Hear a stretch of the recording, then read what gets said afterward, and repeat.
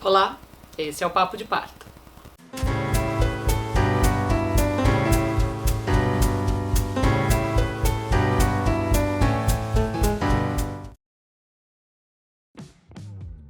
No vídeo dessa semana, eu vou ignorar completamente a enquete que eu mesma promovi sobre o que vocês gostariam de saber. Eu tô inspirada porque as mulheres estão em campanha contra o coiso. Encontrei a Simone Diniz essa semana na saúde pública, então acho que eu tô inspirada. Eu resolvi falar sobre violência obstétrica. É um assunto que eu tô querendo abordar faz tempo e eu acho que quando a gente começar a falar a respeito disso, não vai ser num vídeo só que a gente vai esgotar essas possibilidades. Então, convido você a participar dessa discussão. Caso você não tenha uma compreensão ainda do que a gente chama de violência obstétrica, do que é violência obstétrica, fica com a gente que a gente vai tentar definir isso hoje e falar também a respeito de uma prevenção, a respeito do que se fazer, né? Como se fazer e como denunciar também. A violência obstétrica, ela não tem uma definição. Muitos teóricos já tentaram definir o conceito de violência obstétrica. Eu gostaria que a gente partisse do seguinte ponto: a violência obstétrica, ela é um ramo de dois lugares, que parece que não tem nada a ver, mas tem tudo a ver. Violência institucional é a violência que é cometida dentro dos serviços de saúde a partir do momento que se estabelece uma relação de poder. Tá, ponto. Qual é a outra? Violência de gênero. Somando esses dois elementos, a gente tem a violência obstétrica. Poxa, Mariana, mas o que tem a ver violência de gênero com violência obstétrica? Então, quem dá a luz?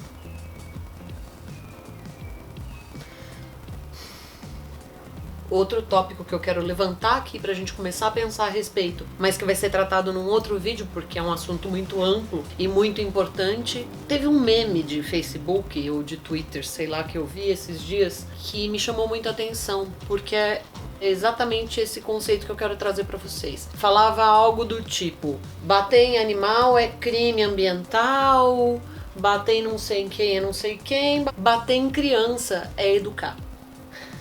Pronto, agora pega isso, deixa lá no stand-by, vamos deixar isso para daqui a algumas semanas para discutir no canal, tá bem? Por que eu tô levantando essas questões? Independente da diferença de definições sobre o que é violência obstétrica, a gente tem que entender que a violência obstétrica é algo que é executado no corpo da mãe, da mulher ou do bebê, que não houve consentimento de ninguém, que é doloroso, que é desnecessário na grande maioria das vezes ou poderia ser feito de outra forma.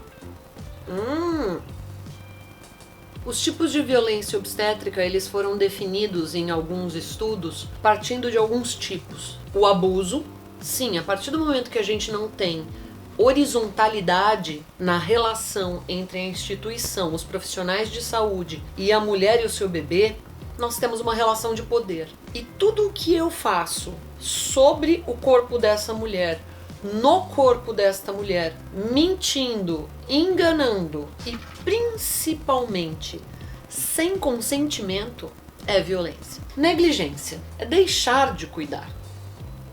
Isso é uma forma de violência. Desrespeito é um conceito bastante amplo, é quase como a gente tentar conceituar a ética, até chegando às vias de fato de realmente ocorrerem maus tratos, sejam verbais, físicos, psicológicos.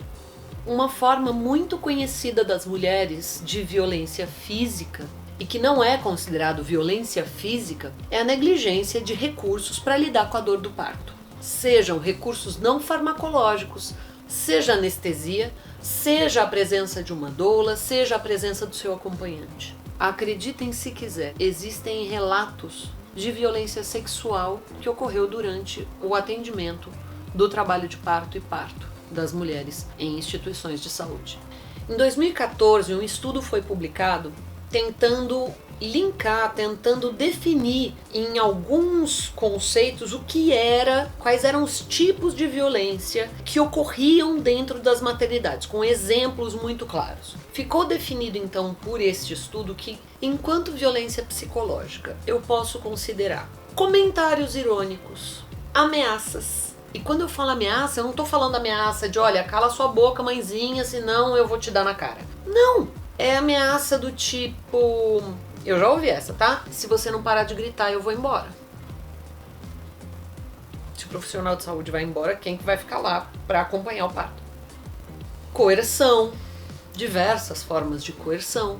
Esse mesmo estudo classifica como violência física qualquer excesso de manipulação ou exposição do corpo da mulher que seja desnecessária, dificultando ou tornando desagradável o processo de trabalho de parto.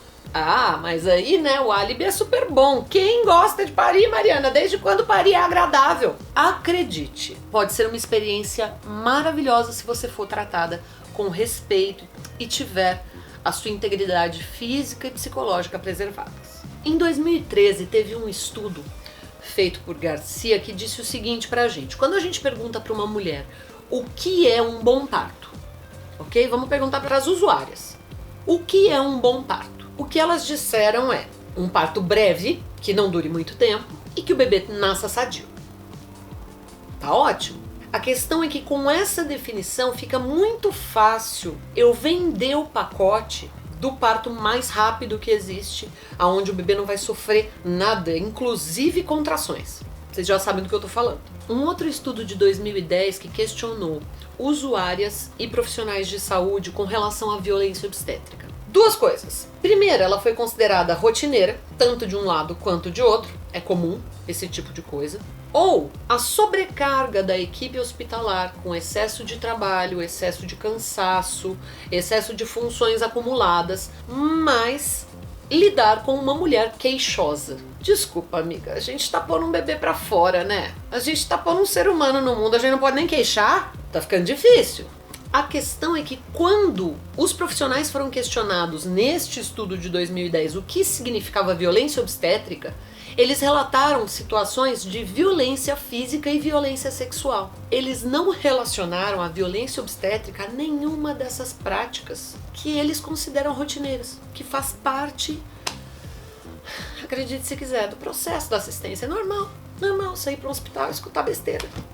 Então, caso não tenha ficado claro para o coleguinha da assistência à saúde o que é violência obstétrica. Ok, existe uma teoria que diz no trabalho de parto que a gente tem que ajudar a mulher a quebrar um ciclo de tensão, medo e dor.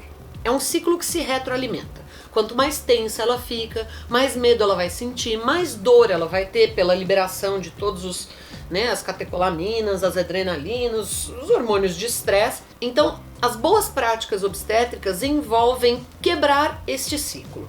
Tentar quebrar esse ciclo de alguma forma. Seja através de massagem, suporte contínuo, suporte para dor, acolhimento, enfim. A partir do momento que eu colaboro para a manutenção e para o exacerbar da tensão, medo ou dor desta mulher, eu estou cometendo violência obstétrica. Caso não tenha ficado claro, eu vou dar alguns exemplos práticos.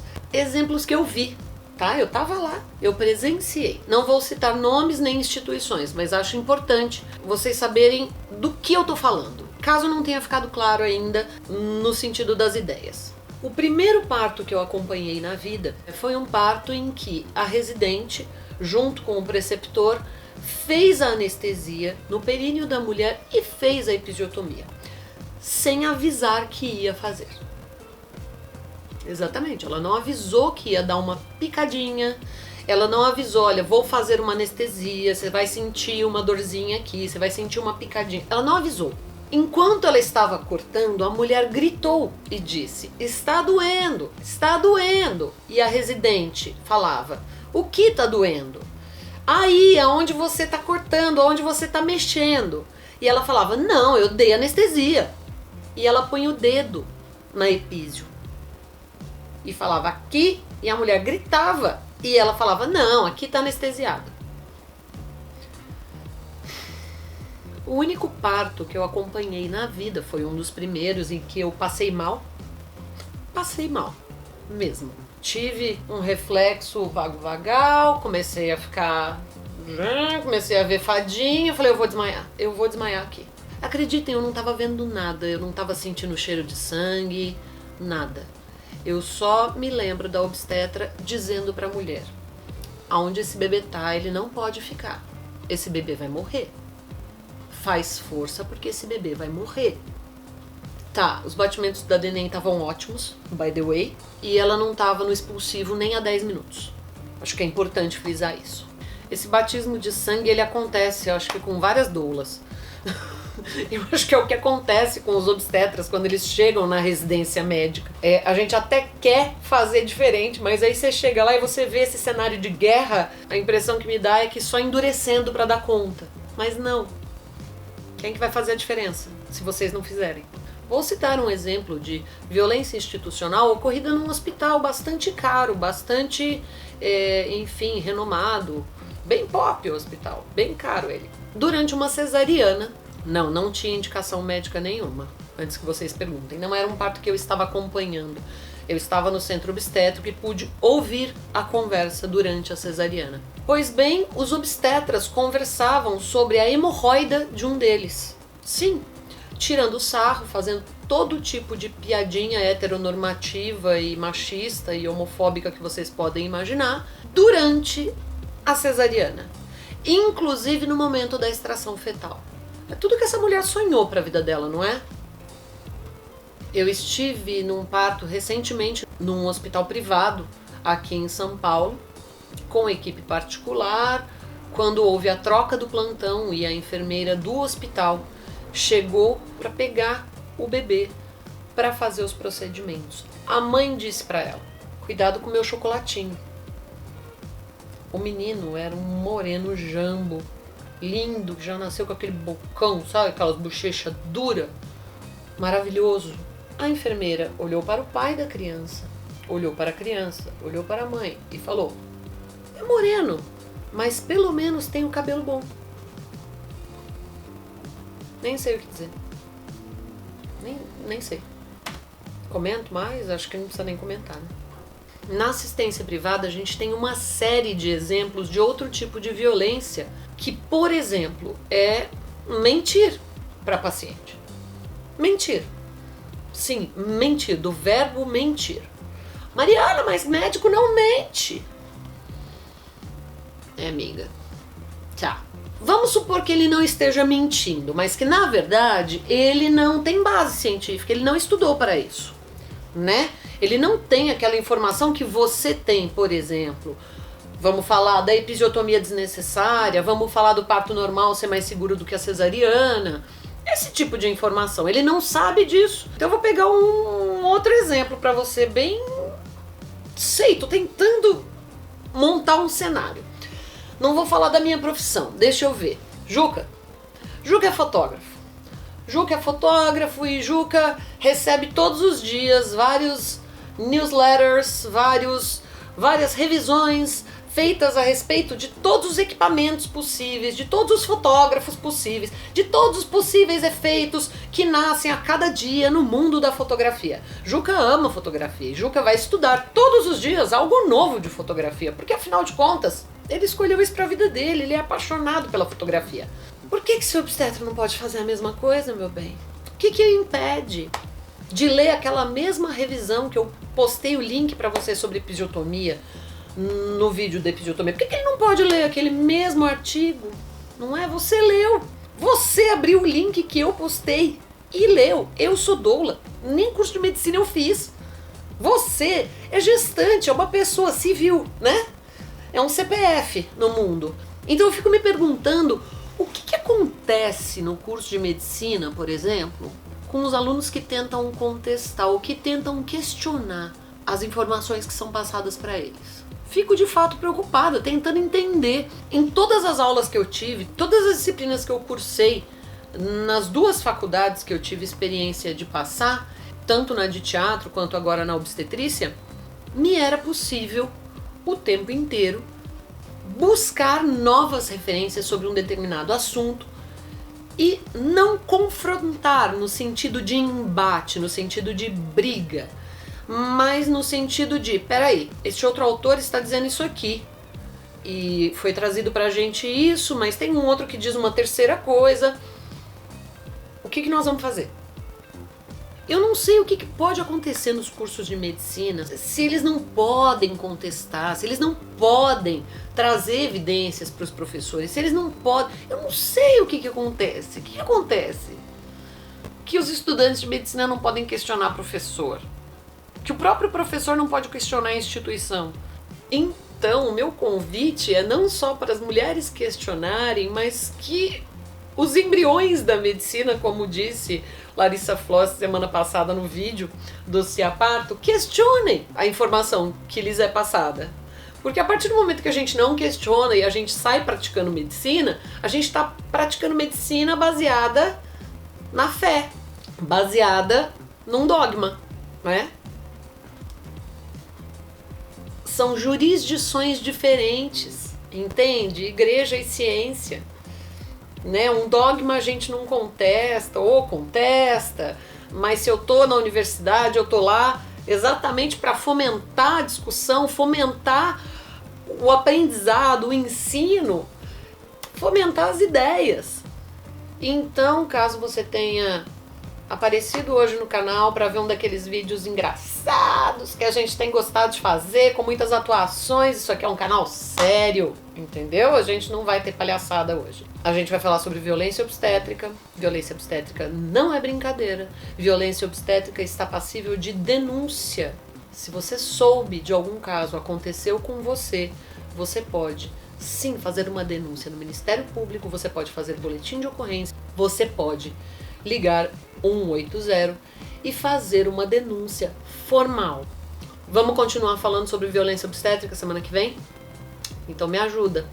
Escreve sua pergunta, dê like, compartilhe com as suas amigas e amigos grávidos, compartilhe com as mulheres, com os homens, com as crianças que você conhece. É nosso papel combater a violência obstétrica e não ser cúmplice dela. A partir do momento que eu presencio, que eu vivencio, que eu vejo e não faço nada, eu estou sendo cúmplice de um crime.